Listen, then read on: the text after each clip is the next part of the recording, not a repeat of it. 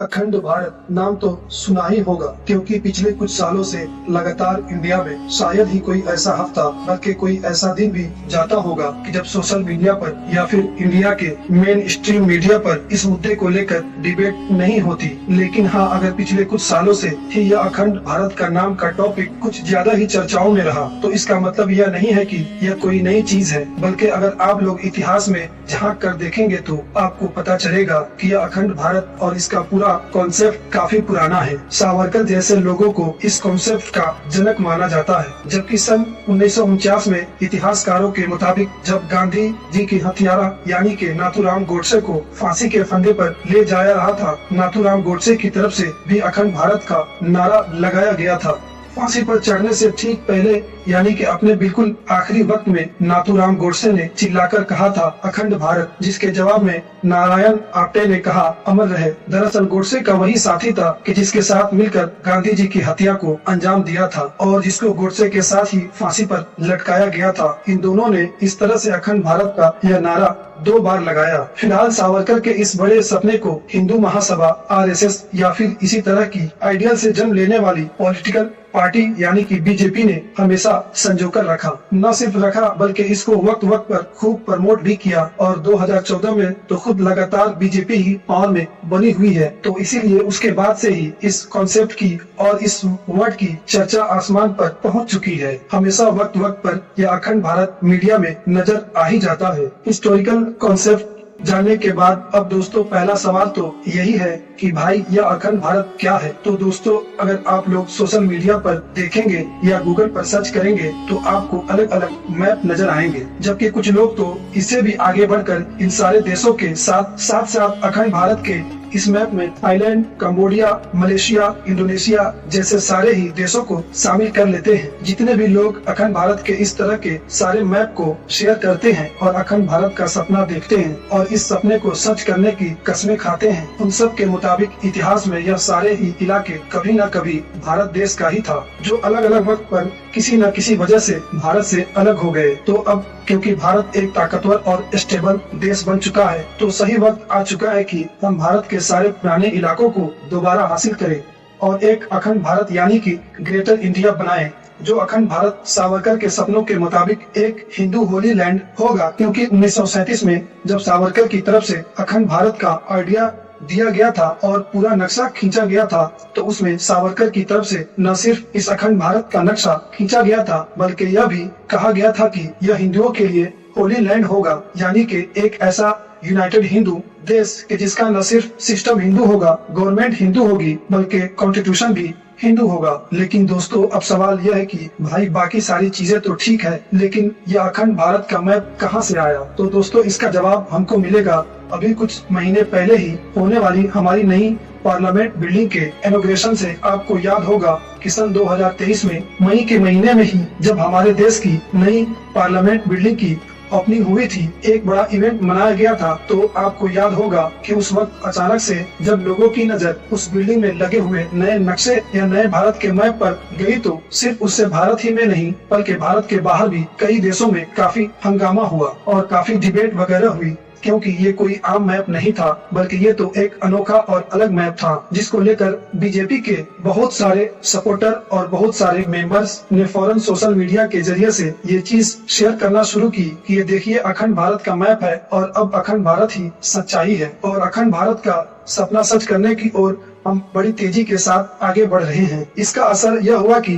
बांग्लादेश और पाकिस्तान जैसे देशों की तरफ से तो ऑब्जेक्शन किया ही गया, मगर नेपाल ने तो खुद गुस्से में आकर अपना ही एक अखंड नेपाल यानी कि ग्रेटर नेपाल का मैप जारी कर दिया, जिसमें इंडिया के बहुत सारे हिस्सों को नेपाल में दिखाया गया। मामला इतना ज्यादा आगे बढ़ जाने की वजह से फिर बाद में इंडियन गवर्नमेंट की तरफ से ऑफिशियली सफाई दी गई कि ये दरअसल यह कोई अखंड भारत या ग्रेटर इंडिया का मैप नहीं है, बल्कि यह तो अशोका के उस एम्पायर यानी कि उस सल्तनत का मैप है कि जो आज से लगभग 2250 साल पहले यानी कि 250 ईसा पूर्व में एग्जिस्ट किया करता था। तो अब दोस्तों, अब एक सवाल यह भी उठता है कि जिस अखंड भारत को लेकर इतना ज्यादा बवाल होता रहता है, जिसकी इतनी ज्यादा चर्चा होती रहती है, क्या हिस्ट्री में यह कभी एग्जिस्ट करता भी था या नहीं? क्या इतिहास में कभी भारत देश वाकई में इतने बड़े इलाके पर फैला हुआ था? तो दोस्तों, अगर आप लोग इसका जवाब इतिहास में ढूंढेंगे तो सबसे पहले तो आपको मौर्य एम्पायर नजर आएगा, यानी कि अशोका का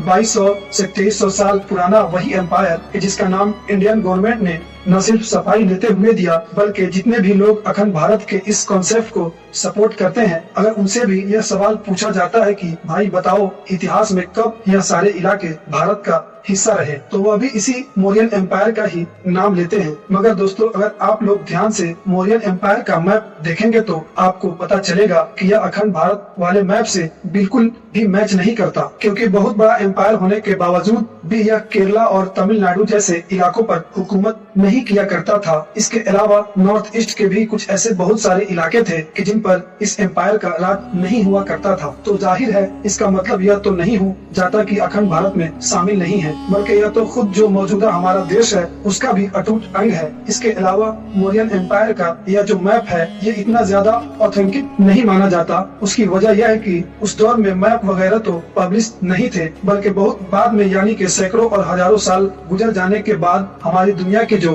आर्कियोलॉजिस्ट और उन्होंने मिलने वाले बर्तनों के जरिए से, सिक्कों के जरिए से ही यही अंदाजा लगाया कि हाँ कहाँ पर मौर्यन एम्पायर का राज हुआ करता था। बाकी मौर्यन एम्पायर के बाद अगले सैकड़ों सालों तक भारत में बहुत सारी सल्तनत कायम हुई और खत्म हुई, लेकिन कोई भी इतनी असरदार और इतने बड़े इलाके पर नहीं फैल सकी। लेकिन हाँ, फिर उसके बाद एक ऐसी सल्तनत, एक ऐसा एम्पायर भी कायम हुआ कि जिसको मैप मौर्यन एम्पायर के मुकाबले में अखंड भारत से ज्यादा मैच करता है, और वह सल्तनत थी बादशाह औरंगजेब आलमगीर की, मुगल सल्तनत। और औरंगजेब आलमगीर के दौर के इस मुगल एम्पायर के मैप को देखिए कि जब मुगल एम्पायर अपने पीक पॉइंट पर था और इसके अंडर में श्रीनगर से लेकर मैसूर और गुवाहाटी से लेकर काबुल तक का पूरा इलाका आया करता था। इस सारे ही इलाके पर एक ही इंसान का राज था, यानी कि बादशाह औरंगजेब आलमगीर। लेकिन दोस्तों याद रहे कि मैंने आपसे कहा है कि ये मुगल एम्पायर का मैप अखंड भारत के मैप से सबसे ज्यादा मेल खाता है, न कि पूरी तरीके से मेल खाता है, क्योंकि हिस्टोरियन मानते हैं कि इस दौर में भी साउथ के कुछ इलाकों पर मराठा, हैदराबाद के निजाम या फिर मैसूर के लोग राज कर रहे थे। यही वजह है कि कुछ हिस्टोरियन ने यह दावा किया है कि नेपाल, म्यांमार, तिब्बत, भूटान और इसके अलावा श्रीलंका जैसे इलाके कभी अखंड भारत का हिस्सा हुआ ही नहीं करते थे, क्योंकि कभी इतिहास में ऐसा हुआ ही नहीं कि ये एक साथ किसी एम्पायर के अंडर में आए या फिर किसी एक ही बंदे ने एक साथ इन सब पर राज किया हो। यही वजह है कि दोस्तों की अगर आप लोग देखेंगे तो अखंड भारत के इस आइडिया में काफी फर्क भी आ चुका है। मिसाल के तौर पर जहाँ एक तरफ सन 1937 में सावरकर के द्वारा इसको एक होली हिंदू लैंड करार दिया गया था, यानी जिसको हिंदू कॉन्स्टिट्यूशन से हिंदू हुकूमत रूल करेगी, तो वही दूसरी तरफ आज के दौर में ज्यादातर आरएसएस के बड़े लीडर्स यही कहते हुए सुने जाते हैं कि अखंड भारत का मतलब कोई जियोपॉलिटिकल आइडेंटिटी नहीं बल्कि कल्चरल आइडेंटिटी है। यानी कि उनका मतलब यह होगा कि हम अखंड भारत बनाने के लिए इन सारे देशों पर वॉर डिक्लेयर नहीं करेंगे, कोई जंग वगैरह नहीं करेंगे, बल्कि हम तो इन सारे ही इलाकों को पीसफुली यूनाइट करेंगे, यानी कि एक यूनाइटेड इंडिया बनाएंगे। खुद प्रधानमंत्री नरेंद्र मोदी के द्वारा भी सन 2012 में एक बयान दिया गया था जब वो गुजरात के सीएम हुआ करते थे, जिसमें उन्होंने कहा था कि हम इन सारे देशों पर कोई वार डिक्लेयर नहीं करेंगे, बल्कि हम तो पीसफुली इन सब को यूनाइट करेंगे और फिर इन सारे देशों को मिलाकर या इस पूरे ही इलाके को बोला जाएगा संस्कृत भारत। अब यह पीसफुली भी बनने वाला अखंड भारत का कैसा होगा यह आज तक नहीं बताया गया। क्या यह सावरकर के सपनों के मुताबिक एक हिंदू कॉन्स्टिट्यूशन से चलने वाला हिंदू राष्ट्र होगा, या फिर आज के यूरोपियन यूनियन की तरह यह सारे देश तो अलग अलग रहेंगे लेकिन ऊपरी तौर पर इनको जोड़ दिया जाएगा ताकि ट्रेवल फ्री हो सके, यानी हर कोई एक दूसरे के देश में ऐसे जा सके जैसे आज के दौर में हम लोग एक राज्य से दूसरे राज्य में चले जाते हैं। फिलहाल कुछ हिस्टोरियन और पॉलिटिकल एक्सपर्ट यही मानते हैं कि वक्त के साथ साथ अखंड भारत को लेकर आरएसएस के ख्यालों में यह जो बदलाव आया है, इसके पीछे मेन वजह यही है क्योंकि अखंड भारत आज के दौर में लॉजिकली पॉसिबल ही नहीं है। अब पॉसिबल क्यों नहीं है, तो इसकी पहली और सबसे बड़ी वजह तो यह है कि डेमोग्राफी पूरी तरीके से अब बदल चुकी है। अगर आज के दौर में अखंड भारत बनाया जाता है तो धर्म के हिसाब से आबादी के जो आंकड़े निकल कर आएंगे, इस अखंड भारत के वो पूरी तरीके से हिला कर रख देंगे। मिसाल के तौर पर अगर उस मैप के जरिए से ही अखंड भारत बनाया जाए कि जिसमें लोग इंडोनेशिया, मलेशिया जैसे देशों को भी शामिल करते हैं, तो आप मान लीजिए कि इन नए अखंड भारत में मुसलमानों की आबादी 70 से 75% का आंकड़ा पार कर जाएगी और हिंदू धर्म कि जो इस वक्त इंडिया यानी कि भारत का सबसे बड़ा रिलीजन है, वह खुद ब खुद माइनॉरिटी में पहुंच जाएगा। जाहिर है जो सावरकर का जो अखंड भारत को बनाने का जो सपना है, वो कॉन्सेप्ट है जो आज के दौर में न सिर्फ सबसे ज्यादा पॉपुलर है, सबसे ज्यादा रियलिस्टिक है, बल्कि बीजेपी या फिर आरएसएस जैसी ऑर्गेनाइजेशन की तरफ से जिसको प्रमोट भी किया जाता है, तो उस हिसाब से भी इस अखंड भारत में अफगानिस्तान, पाकिस्तान और बांग्लादेश जैसे शामिल होंगे। तो इस कंडीशन में भी मुस्लिम पॉपुलेशन या तो हिंदू पॉपुलेशन से आगे निकल जाएगी या फिर बराबर में आकर खड़ी हो जाएगी। बाकी जो अखंड भारत के लगभग इम्पॉसिबल होने के पीछे जो दूसरी वजह यह है कि मैं ऑलरेडी मेंशन कर चुका हूं, क्योंकि अगर इस सपने को साकार करना है तो आसपास के सारे देशों से जंग करनी ही पड़ेगी और जंग भी करनी होगी, क्योंकि पाकिस्तान से जो खुद न्यूक्लियर पावर है या फिर उस अफगानिस्तान से जो लंबे वक्त से अमेरिका या फिर सोवियत यूनियन से जैसे ताकतों से जंग करता आया है, वैसे तो अफगानिस्तान और पाकिस्तान से भारत देश हर मामले में ही बहुत आगे है। न सिर्फ आगे है बल्कि काफी ताकतवर भी है, न्यूक्लियर पावर भी है, मगर उसके बावजूद भी एक जंग ही जंग होती है, क्योंकि जंग चाहे कोई भी हारे लेकिन